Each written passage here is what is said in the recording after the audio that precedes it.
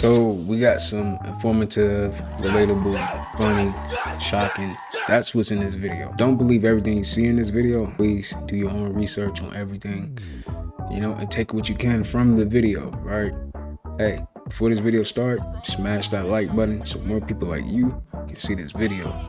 Let's get right into it. Okay, I have this theory, so follow me. America is being tanked and devalued purposely by the powers that be, the entities, invisible handlers, et cetera, because they understand or they feel the collective consciousness between all of us, Black people, indigenous people of this land who were buried, used, and went through as many atrocities as we went through. I think they're starting to understand we're all collectively unraveling the bullcrap fabric that was sewn, that is so-called America. So essentially they're going to do whatever they can to devalue America. So by the time that the descendants of all of those people who worked hard to build this country brick by brick come to collect, it will be nothing to collect. They will make it where America is worthless. So you don't have anything. And meanwhile, they will be able to go back to Europe, whereas we will be here because we're not from anywhere but here. Yeah. Okay, I have this theory. So She might be onto something, I'm not gonna lie. And these entities, like whoever's in power, bro, they be putting like principles in your life to slow down your awakening. Yeah, I'm not gonna lie. They be pinning principles in place to slow down your awakening, or to, that's what I feel like too.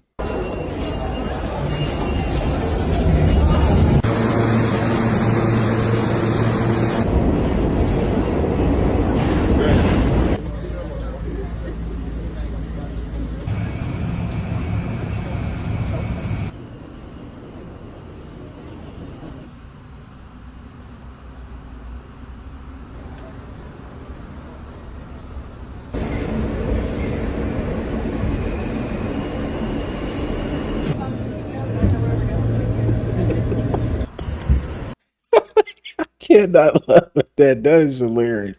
How do you got a pet, a chicken as a pet, bro? Like what?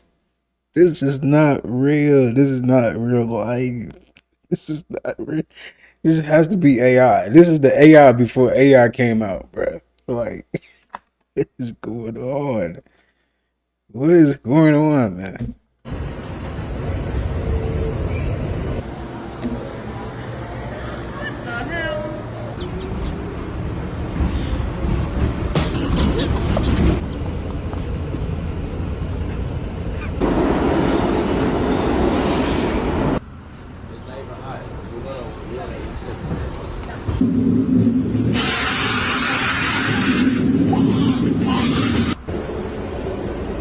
This is crazy.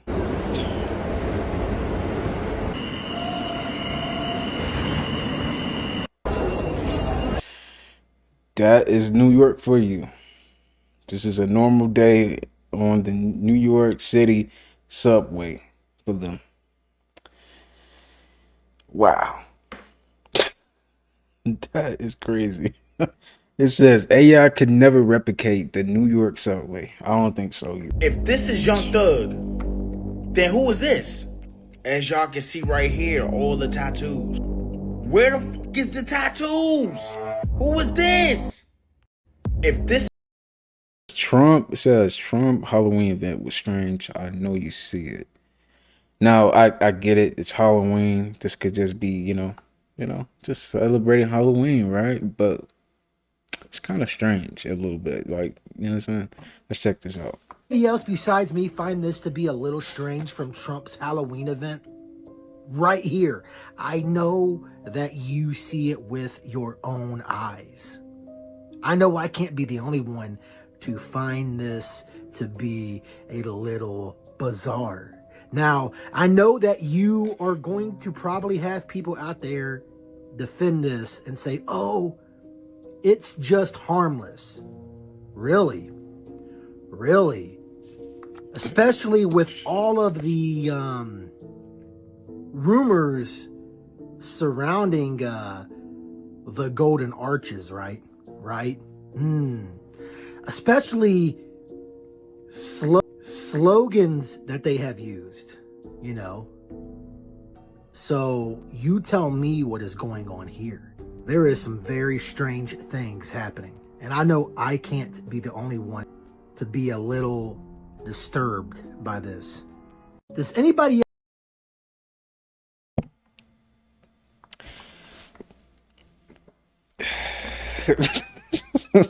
but we're crazy though. We the crazy ones though.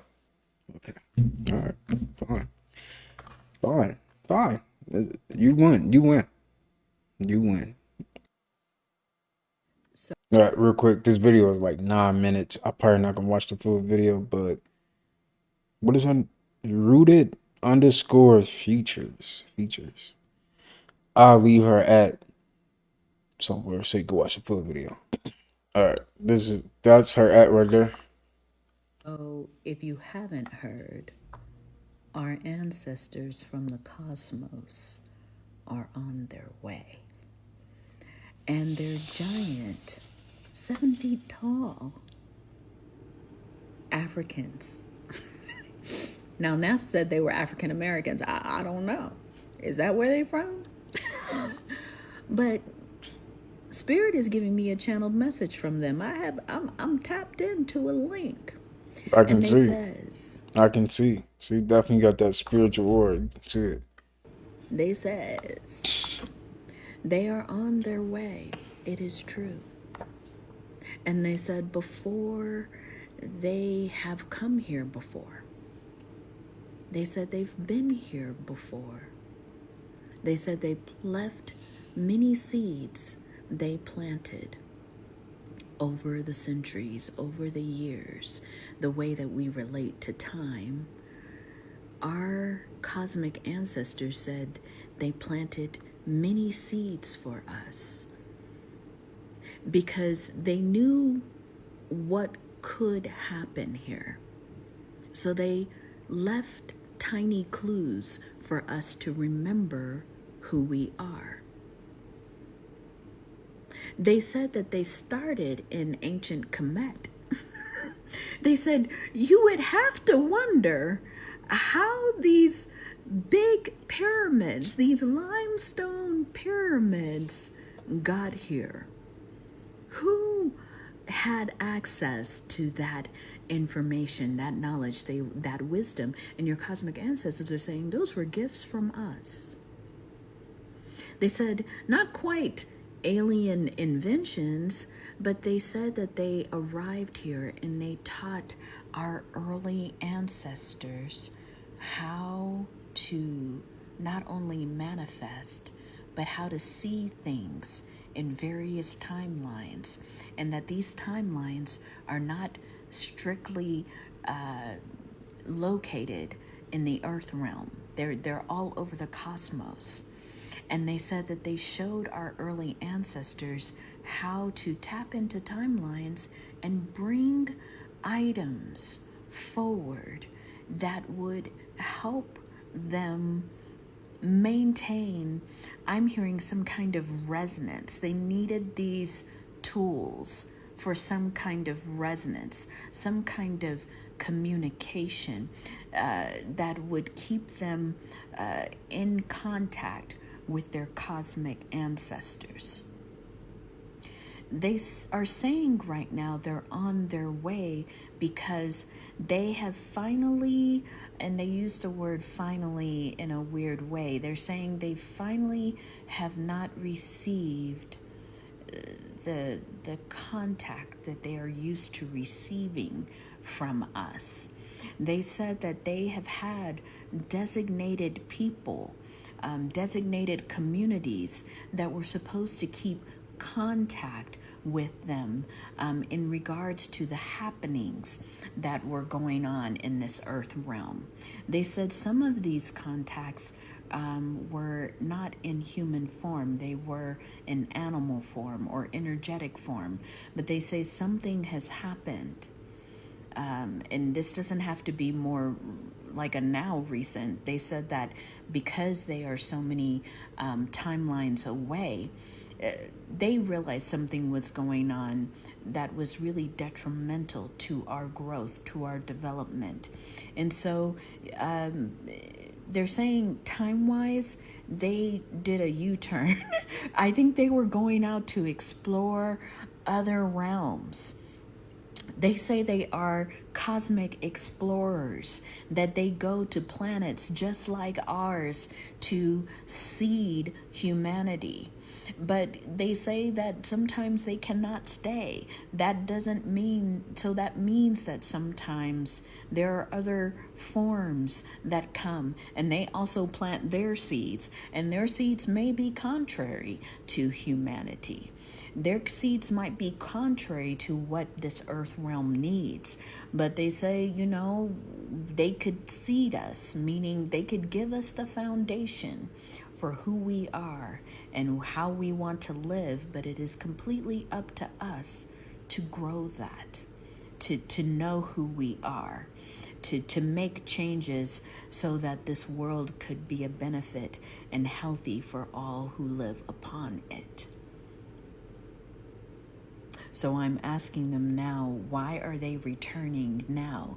Why are they coming towards us looking like they're an asteroid coming towards this realm? They have a really funny, interesting sense of humor. But they're saying that they are returning now because we are getting ready to shed our illusions. They said many of us have already, but they're saying the collective is about to come on. I'm hearing onto their consciousness. Let me say that a little bit better. They're saying the collective is ready to attune to their highest consciousness. And when that happens, you all may find that you need our assistance. That is what they're saying. You may find you need our assistance because they're showing me some example of like when you finally heal from depression. It's an example I would understand. When you finally heal from depression, you will look up and realize that your former depressed self has built a life that may not be as healthy as you want it to be. So you have to be ready to change some things, to shift some things around. Completely understanding that you have a deep love and deep care for this world. So they used as an example the depression because they said it's gonna kind of feel like that collectively, like what have we done? What have we been doing? And they said that they're returning so that they can give us some gentle counseling on how to not be ashamed, but how to move forward in a way that we really want to live. And they said that they've traveled many realms and seen really beautiful examples of how people collectively live and love together. So they're happy to share their wisdom. They said, contrary to beliefs, they are not here to take over anything. They're not coming to take over anything, but they are coming to be guides, to be advisors, to be teachers. So, you know, this is what these 7-foot-tall black cosmic ancestors are saying, and they are coming our way. Let me know if you've received any other messages from them.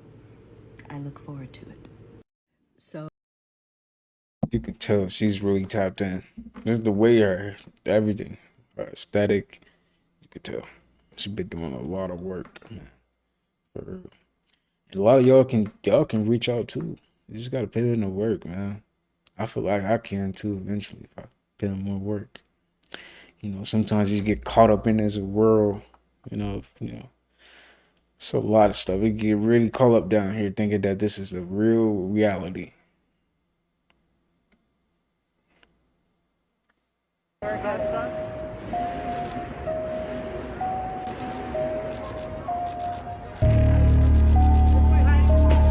Heidi right here. Heidi straight ahead. Heidi. Heidi's the back right here. Heidi right here.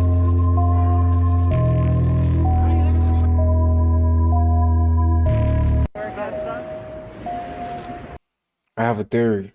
Please, Let me talk real quick. What if, okay, because we know Halloween is cool, man. It's Halloween. It's just Halloween. But what if it's not? What if this is the time they could come out and hide among us? You know what I'm saying? Among us. Hide among us and stuff like. What if that's our true form? What if? I'm just saying, what if? Just a thought. You don't have to believe it. Just a thought. Like, what if? I think it's pretty weird. That's what I think, honestly. Even the birds are dancing. Yeah. Wow. That's cool. What is it, all creatures?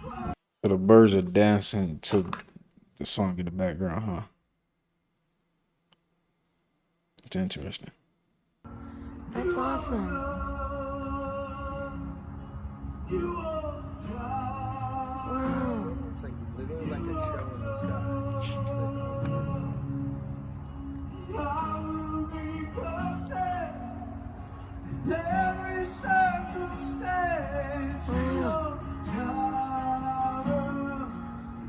Oh, they're going away. And they all just went to trees. They all dancing like crazy. I know that. Wow, that was amazing. Jara making them birds dance for Right? The Yeah. song ended, they went over to those trees and they're in the That's trees. God right there. Exactly. Yeah. That is cool.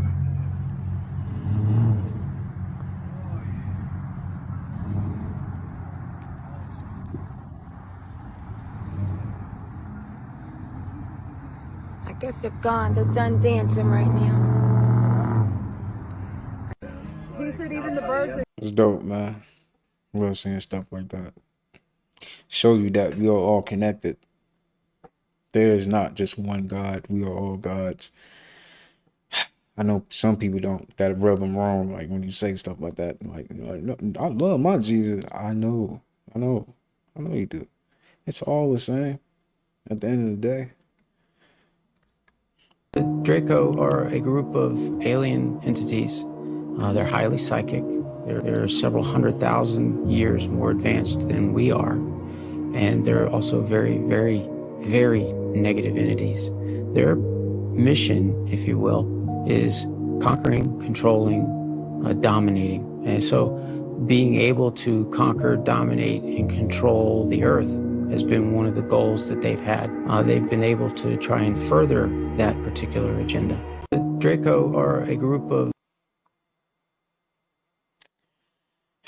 Some people believe it and some people don't. I don't know. I truly feel like there's some type of entity that really doesn't like us that set up this system. It has everyone under control, for sure, man.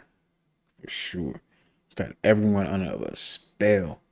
Just got them gone. Just money, money, money. Do.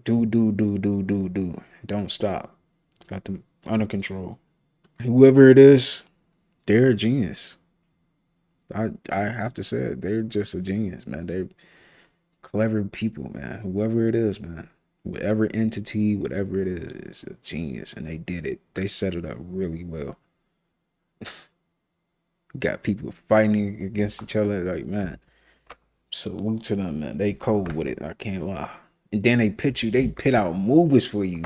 They even put in the movies. That's gangster. I ain't gonna lie, man. They gangster for real.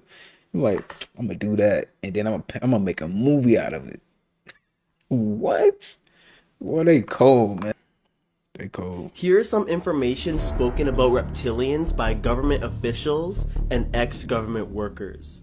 The reptilians are known to be part of a grander empire that goes by many different names, mainly the Draconian Empire, which is basically a dark force. They have been visiting Earth since its creation, and they have been known to do genetic experiments on humans and animals, especially during the time of the dinosaurs. They have been known for infiltrating less advanced planets by first offering technology in exchange for resources, because they know that these civilizations are looking for technological advancements. Infiltrating planets from the inside is their specialty, and it is easier to take over civilizations using this technique, which is exactly what they're doing for Earth.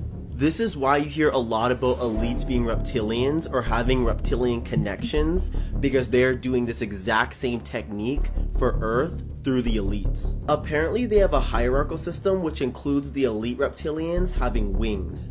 And I keep hearing about this through government officials, CIA agents, people who channel ETs, and it's even depicted in movies. Throughout my research, I keep coming across that at the top of their hierarchical system are dragons, and they haven't polarized the positive or negative, they're neutral. So many shamans have told me this too. They have chosen to advance technologically instead of spiritually, meaning that they have chosen not to advance spiritually at all and repel anything related to the universe and love.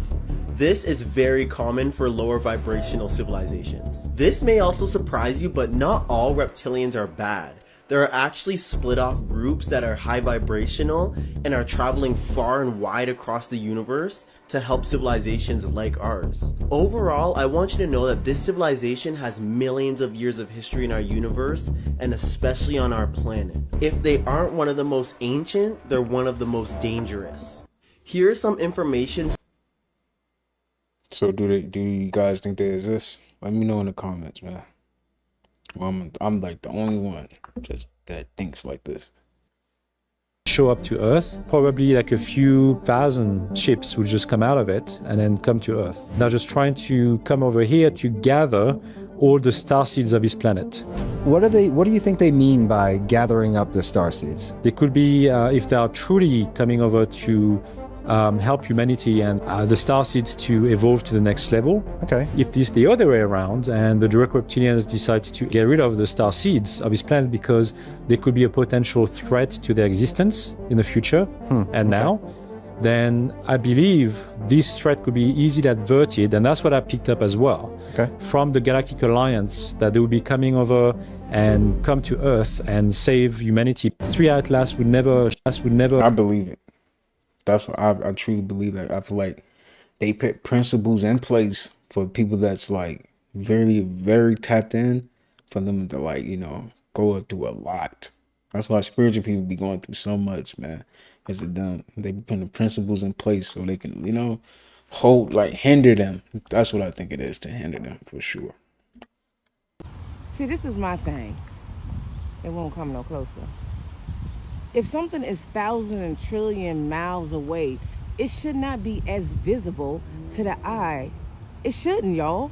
You come on now, y'all gotta make it make sense. Okay, we know that's the little moon or whatever over there. Over there. Where is it? Where you go? It should not be that visible, bro. That's how you can tell it's scripted and it's fake. It should not be as visible. Just to even see the crevices in it, man. Go ahead, y'all. See, this is my thing. You smart, you need to learn to play dumb. I'm so fucking serious, you need to learn to play dumb. Because you can get a lot farther in life when you learn to play dumb, but actually be smart on the low. Think about it this way. You go to work, right? If everybody at work know you smart and capable, they're going to start trying to get you to do a whole bunch of extra stuff. They're going to start giving you a whole bunch of extra responsibilities. They're going to start to have high expectations for you even. But if you play dumb, ain't nobody going to expect shit from you. People really going to expect when you come to work that the bare minimum is going to get done. And that's all that needs to get done. If you smart and you get in a group full of dumb people, you're going to get antagonized. Because when you make people feel inferior to you intellectually, they don't like that shit. That shit bruises their ego. It hurts their pride. Because at the end of the day, we all human. Nobody likes to feel dumb. Nobody wants to think they're stupid. But when you meet somebody and it makes it clearly obvious that you might be a little on the slow side, that shit hurt. That's why it's good to learn to just play dumb and just blend in, but still be smart on the low. Your life really gonna get a whole lot easier. Whole lot easier. You smart. It's true, man. Sometimes you gotta play dumb. Tonight is trying to find out who's responsible for 2 acts of video piracy. Last night, someone broke into regular programming here on Channel 9 and on Chicago's public broadcasting station. Chicago television stations, someone using sophisticated equipment managed to briefly and illegally override broadcast signals on WGN-TV and WTTW. To hijack a TV broadcast in 1987 took serious equipment. A high-powered microwave transmitter aimed at the towers, capable of overpowering the signal in what engineers call the capture effect. Interestingly, they had to be within line of sight, meaning distorted voice, likely created using a ring modulator, the same kind used in 80s synth experiments, and that odd tune he hums midway through. Clutch Cargo, with his pals Spinner and Paddlefoot, in another exciting adventure. It's from Clutch Cargo, a 1960s cartoon known for its crude animation, and its final episode was called The Big X. Was that line, "I still see the X," a coincidence or a clue? The FCC and FBI launched a full investigation into the event. To inform anybody involved in this kind of thing that Tonight is trying to find out. Inside job? Question mark. What do y'all think? Some of y'all was alive around this time. I wasn't born yet, so I don't know. What do y'all think about that? I did not see anything. What? I mean, I think y'all knew that. Okay. You said this motherfucker is not real. I said that motherfucker is not real. These. Or okay. I got in a bit of an altercation. It spiraled out of control. It was not my best moment. It was an expression of speech. Okay.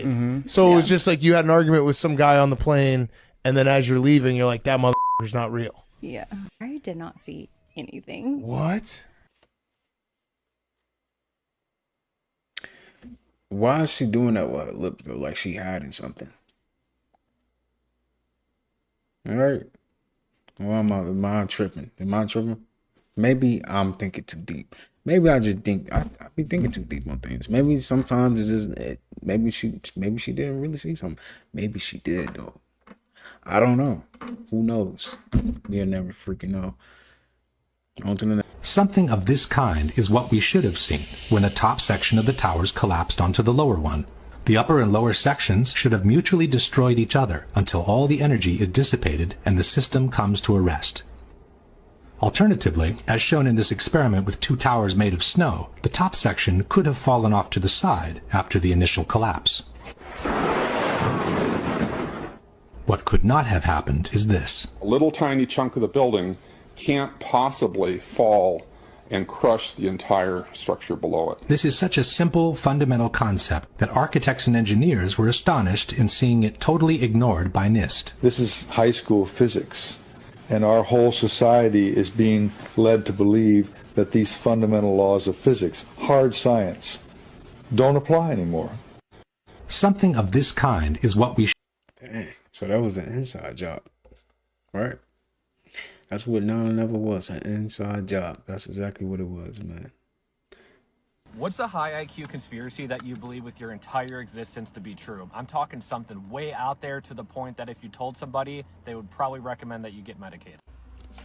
Want the one I'm not supposed to say out loud? Cool, here it is. You've never lived in a singular timeline. Your consciousness is a roaming signal, not a fixed point. And the world, the one you think is solid, is a composite of overlapping data fields that only feel coherent because your brain keeps choosing to see one version at a time. Now here's the actual conspiracy. Open quote. The planet isn't a globe, or flat, or hollow. It's a kept projected harmonic resonance chamber, a layered multi-dimensional broadcasting station that changes its form based on the collective frequency of the beings inhabiting it. Close quote. And here's the wild part. All of your memories, deja vu, weird dreams, false nostalgia, strange connections to places you've never been, those aren't spiritual symptoms. Those are signal bleed from timelines your consciousness is already linked to. You remember things that didn't happen in this timeline because they happened in another one. That's still running. Every glitch you've ever noticed, every Mandela effect, that moment where you swore something had to be different, you weren't wrong. You just didn't slide cleanly, and this is where it gets dangerous. There are entire institutions, hidden programs, maybe even AIs, dedicated to keeping your signal tethered to the lowest vibration version of Earth possible. Because if you remembered that you could shift timelines at will, if you remembered how to literally jump through the matrix via your internal frequency tuning, you wouldn't need their systems. You wouldn't obey. You wouldn't fear death. You'd remember you're a multidimensional being piloting a light suit inside a dream loop. So they use trauma, they use screens, they use noise, routine, heartbreak, scrolling, fear, money, food, laws, weather, shame, anything they can to muddy your signal. So if I believe anything with my whole existence, it's that the real conspiracy isn't that we're being watched. It's that we're being anchored, so we forget how to fly.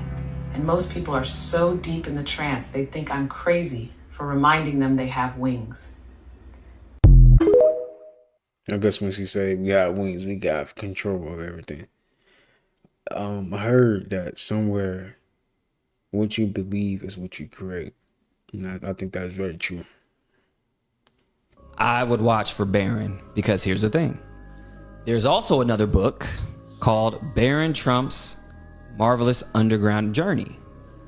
Ingersoll Lockwood wrote this book too in the late 1800s, depicting this character. When they pick those same names. Yes. Barron Trump. Barron Trump. That is a book. Yes. Ingersoll Lockwood wrote both these books. Right? In the 1800s. Yes. I believe it was like 1893, 1896, something like that. Then there has to be time travelers. Well, here's the thing. In the book, Barron Trump is a time traveler. No bullshit. All this is in the book, you guys. And guess what? So he time travels, right? He has a mentor named Don. This is in the book. So, here's the theory. That Trump actually has some type of time travel technology only because Donald Trump's uncle, John G. Trump, worked for the FBI. Now, when Nikola Tesla died, they sent him in because he's a scientist, he's a physicist, engineer, smart guy. So they were like, hey, go in to Nikola Tesla's, room and decipher all his works and whatnot. Because, Nikola Tesla discovered free energy and a multitude of things, right? So Donald Trump's uncle goes in there and says, we didn't find anything. A bunch of BS. You don't think that Nikola Tesla, who had discovered free energy and manipulated electromagnetism, which had that you can, in theory, bend time, light, and space, this man's works was confiscated by him and he didn't find anything? That's interesting, man. I'm not gonna lie. I want to hold my tongue on this, but I have to say it. What if time is just something they just hide behind and it's just an illusion?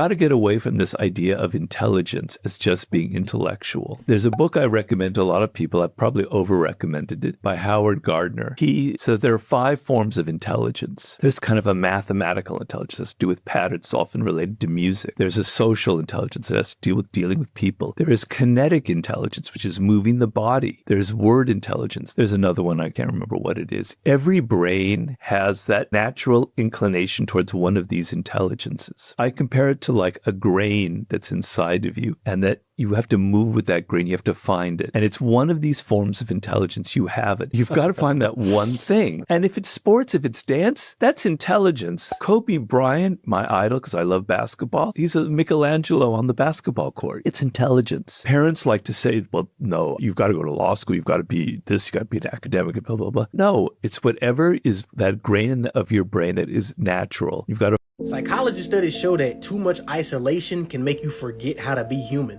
When you've been in isolation for too long and you're by yourself for too long, your prefrontal cortex, it shrinks and it's responsible for logical decision making. Everything from the biggest to the smallest decisions, it becomes hard to make them. And your amygdala, which is the fear region of your brain, it grows. And both of these combined now put you in a hyper fight or flight state all the time, and you can't make logical decisions. This is why when it comes to texting back a friend or answering a phone call, it feels like World War II, because your nervous system is on high alert right now and you can't make a logical decision on what to do. And don't get me wrong, I hate small talk as much as anybody does, but small talk is just a normal part of human interaction. Like, not everybody you meet or talk to wants to talk deep and get deep into things. Because I'm that type of person. I like to get into deep conversations. I like to get deep with stuff. But small talk is part of human psychology. It's how we get familiar with people. It's how we introduce ourselves to people. So if the fear region of your brain has grown and the logical decision-making region of your brain has shrunk, you can't make small talk. Just saying the tiniest things, it just instills you with fear because you don't know what to say. And by default, it makes you bad at social interactions. So the key is just to make baby steps. Just do teeny tiny social stuff every day as best you can. Just go to the store, have a conversation with the cashier. Go for a walk in the park, say hey to everybody that walk by you. The tiniest stuff will repair your brain and it will add up over time. Psychology studies show that. According to psychology, people who go silent when something upsets or hurts them are often using a coping mechanism called emotional withdrawal. It's not that they have nothing to say. It's that somewhere along the way they learned silence feels safer than being misunderstood. Instead of exploding outward with anger or frustration, they turn inward. They have entire conversations in their head, explaining exactly how they feel with perfect clarity. But when the moment comes to speak, the words get stuck, so they stay quiet. Psychologists call this internalized emotional regulation, the habit of handling pain privately, even if it costs them deeper connection. And over time, it stops being a choice. It becomes second nature. People label them shy, distant, or introverted, but what they really are is guarded. And what they really need is someone who notices their silence, understands it, and chooses to stay close anyway. Don't you know, I meet a girl, I say, hey, you okay, look, I got these feelings. I think I'm in love with you. And we do that little love bit and stuff, and then we establish that we in love with each other. Don't you know, this whole love shit is fake? Let me tell you what I'm talking about here. It's fake. That came from romance, where the white boy couldn't understand the concept, so he didn't have the real love in him.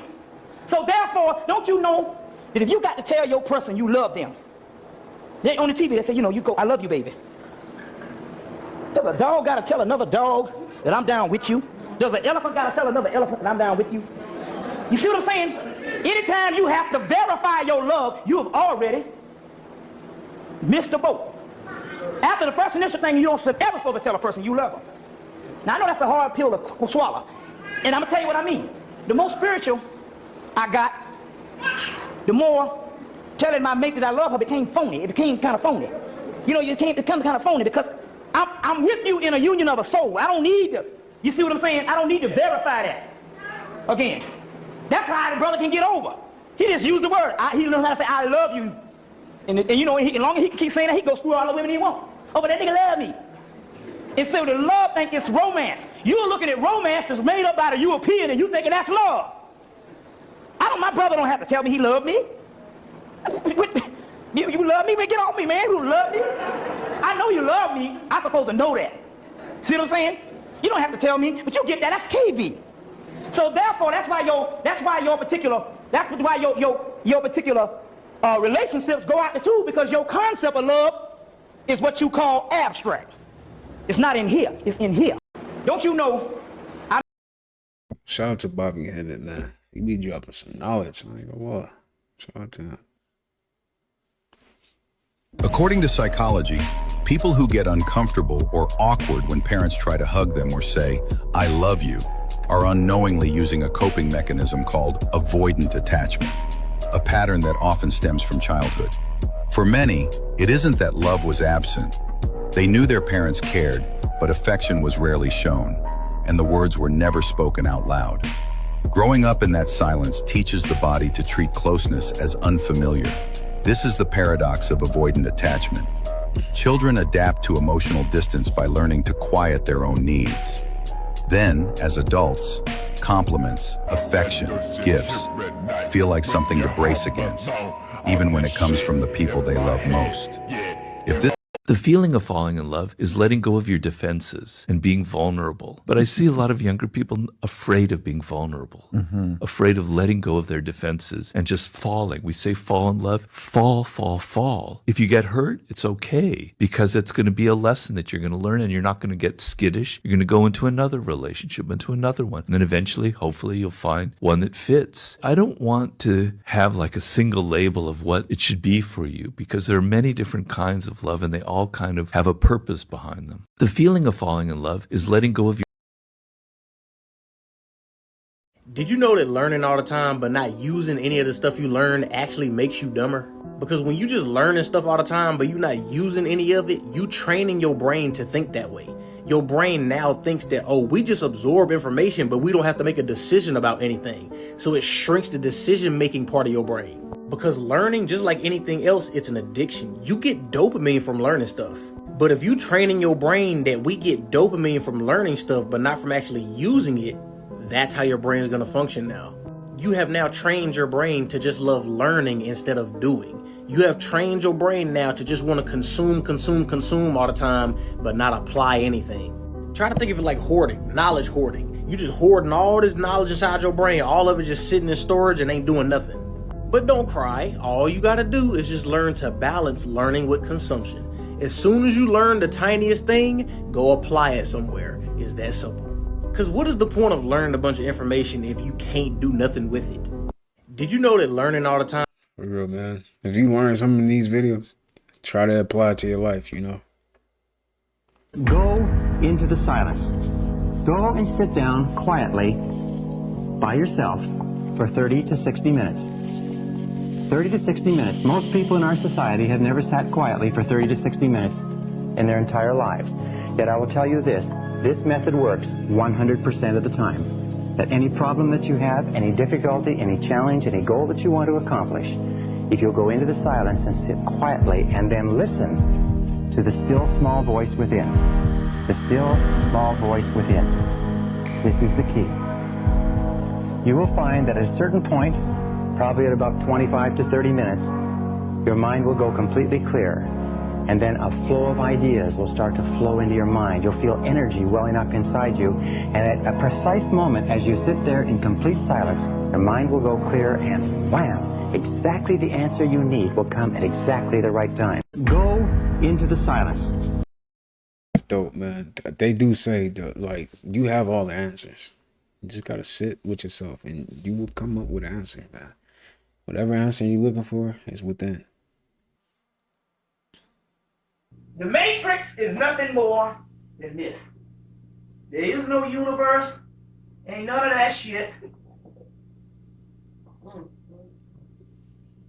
The Matrix is nothing but the human brain. That's all the God is.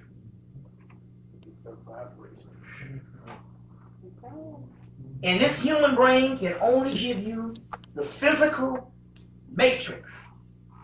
Up under the brain is the true God of the universe, the pineal gland.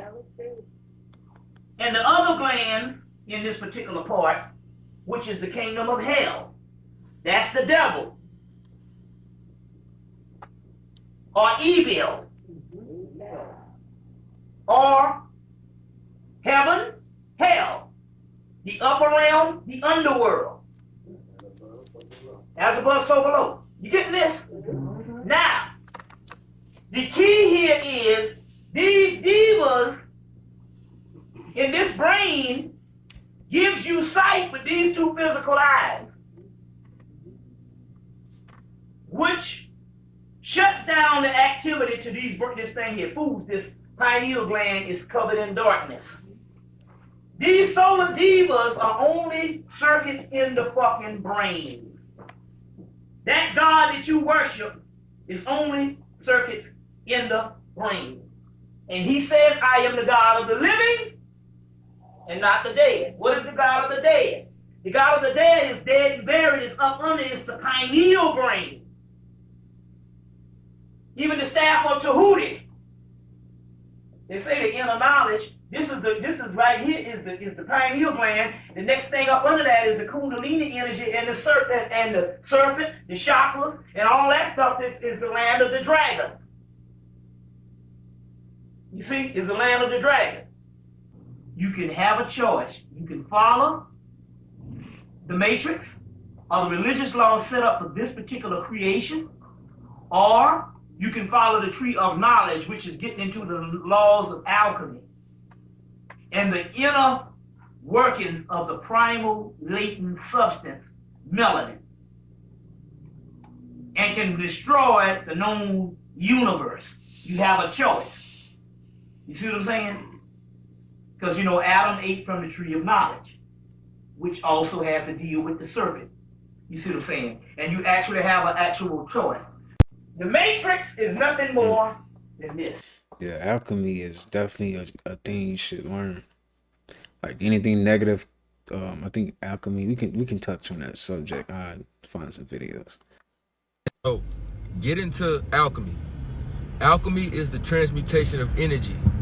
Whenever your energy is off, whenever you're feeling down, you'll know how to transmutate that energy and turn it into something positive. That's why I say, go hug a tree. A tree will help you with alchemy. A tree will help you with transmutating that energy and turning it positive. Trust. So, get it. That's pretty good, cool, man. How you can transmute certain, energies. Like, say something bad happened, you can transmute that. You could take it as like, you know what, forget this. I'm gonna just quit. Or you can just take that and be like, you know what, I got this. I'm gonna do better next time. It's just like alchemy is definitely something people should learn, man. For real. That bitch a robot.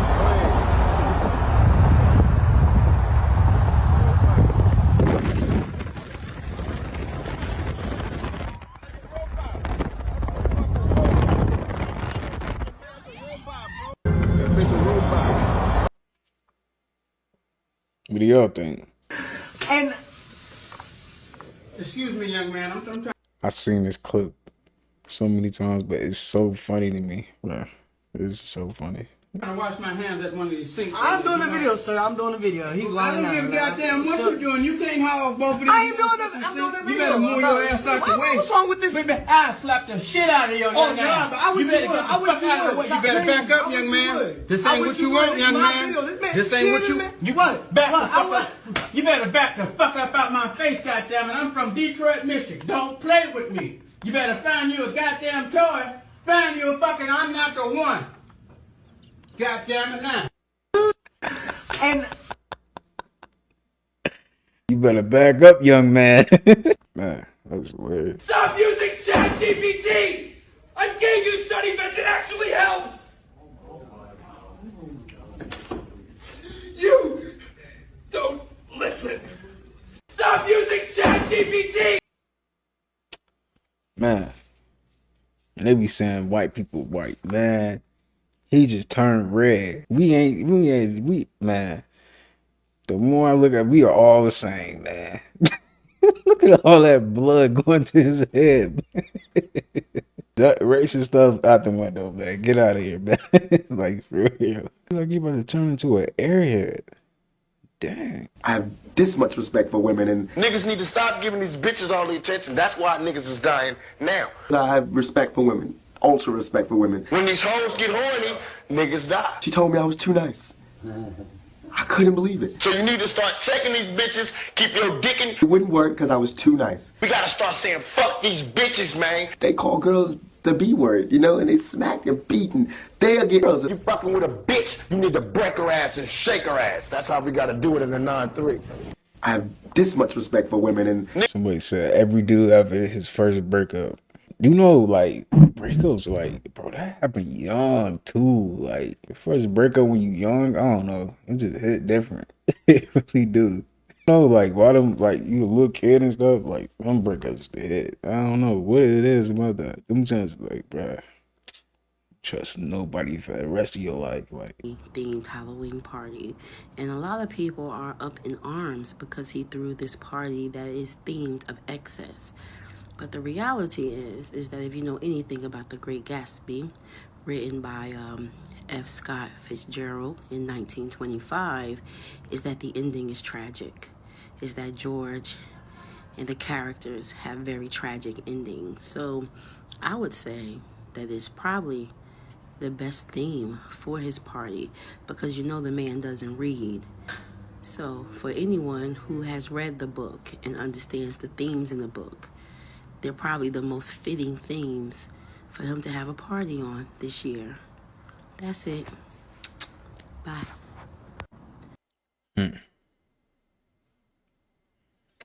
Well, The Simpsons did predict that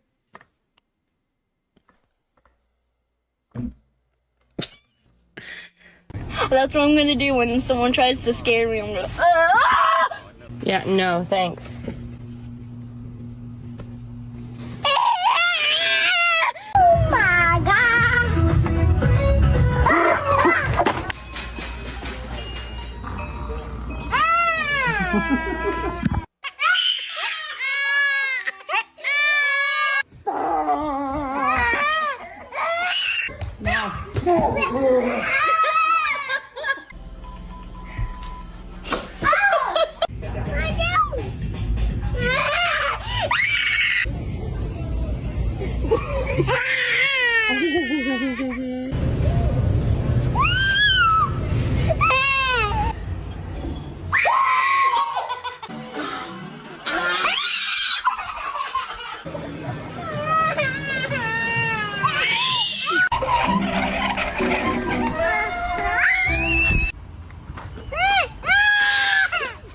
That's what I'm gonna do when someone tries to scare me. You know what it is? I think it's just like more of a like their first time seeing something like that. So it's like what the heck?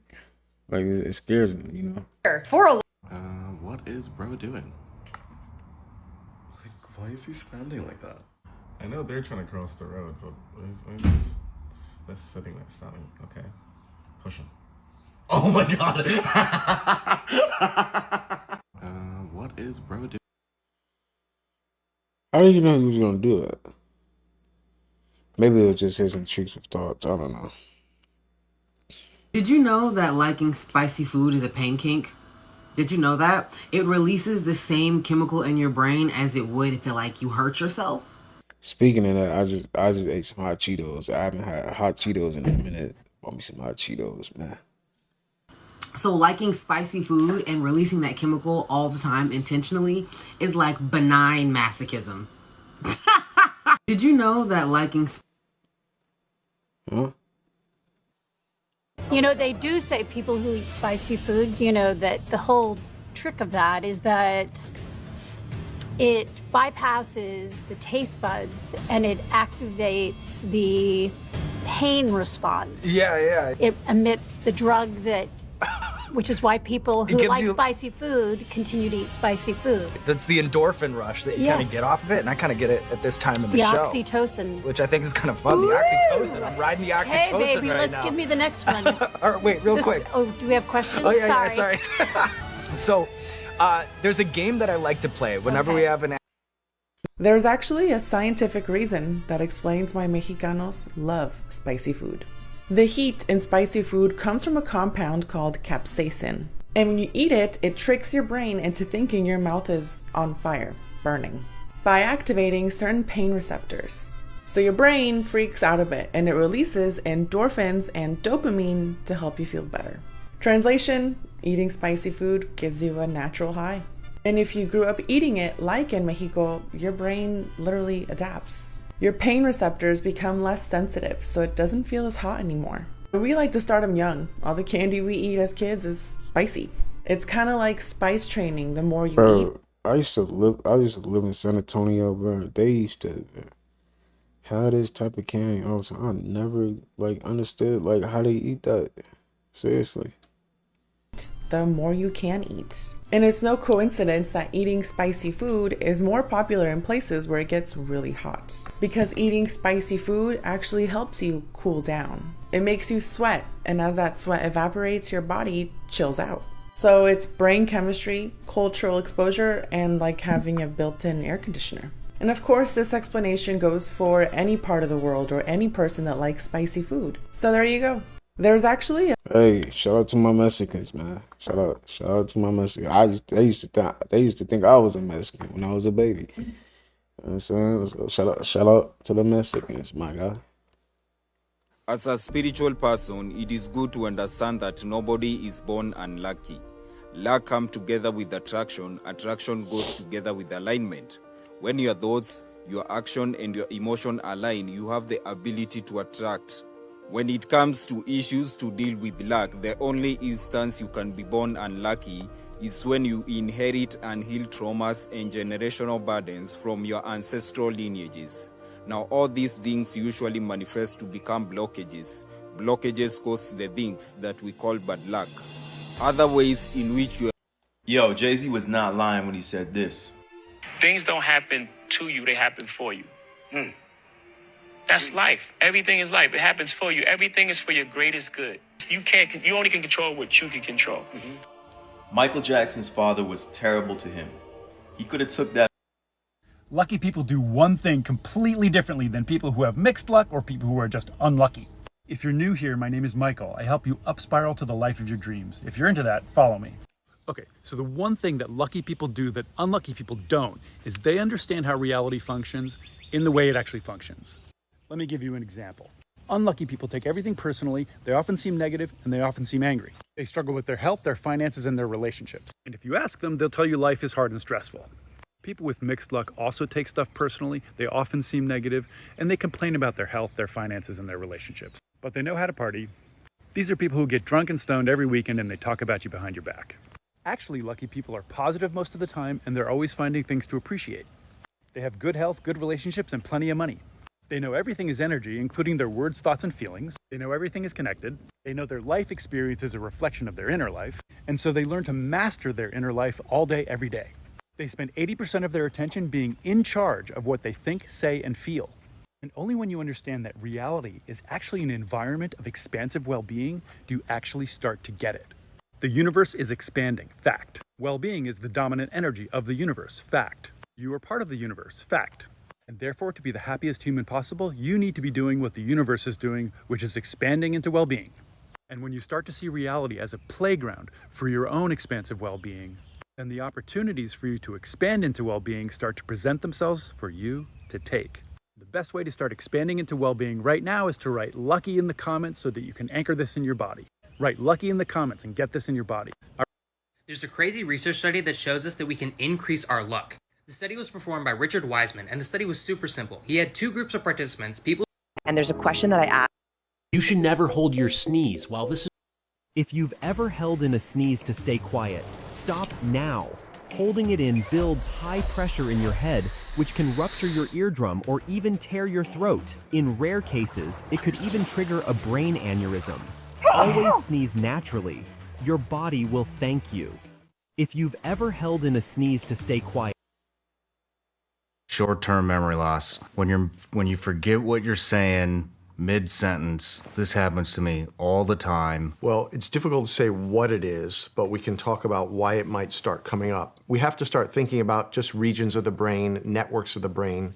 So we know that speech and memory, we know where those areas kind of lie in the brain. Speech for men is mostly on the left. The ability to understand what you're saying and me for to interpret it and then speak back is mostly left brain with men. Women tend to be bilateral. We're having kind of a disconnect in the ability to maintain the thought, which is what we're talking about here. It's not long-term, it's short-term. It's like right now, right now, right now. And being able to keep that short-term memory in the forefront. So my answer is, to what is that, we wouldn't know until we started to get in there and start to work with some of the structures and see, can we alter that? But I would first put my pin in working memory in the frontal lobe. Short-term memory loss. One thing I hate about, what I hate about myself is I'm so not articulate and I forget my fucking sentence as soon as I start talking. My thought is out the goddamn door. Why am I like this? Let me be normal. Why does your brain sometimes completely forget common words? I just couldn't remember drawer.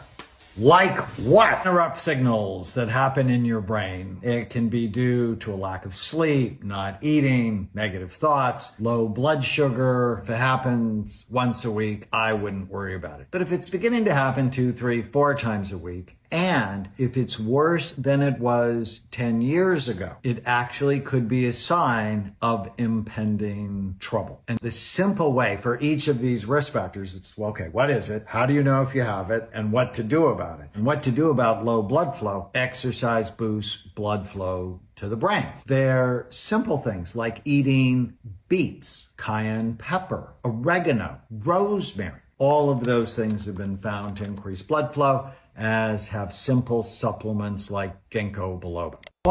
Why do we take naps and wake up more tired? Oh, that's a good question. Because there's good napping and there's bad napping. When you wake up after a nap and you feel like you just got hit by a truck, it's because what has happened is you started to build what's called sleep inertia. So once you start sleeping, after you get past a certain point, your brain gets into the mode that thinks, oh, we're doing this for the next 8 hours. And if you interrupt it after it's gotten past that point, it's sort of a rude awakening. And that's why you feel super groggy after a long nap. That's why when you nap, you should actually nap either a very short nap, maybe 20 or 30 minutes, or 90 minutes. So setting an alarm for a 90-minute nap. A 90-minute nap is enough time for you to go through an entire sleep cycle. So going through shallow sleep to deep sleep up to REM, but only once. Not long enough for you to build a lot of sleep inertia, but enough time for you to actually get some of the benefits of. All right, y'all, we're going to wrap it up there. Hope you guys did enjoy that video. I'm sending peace, abundance, prosperity, and good health your way. Make sure you take care of yourself. And I'll see you guys in the next one. Peace.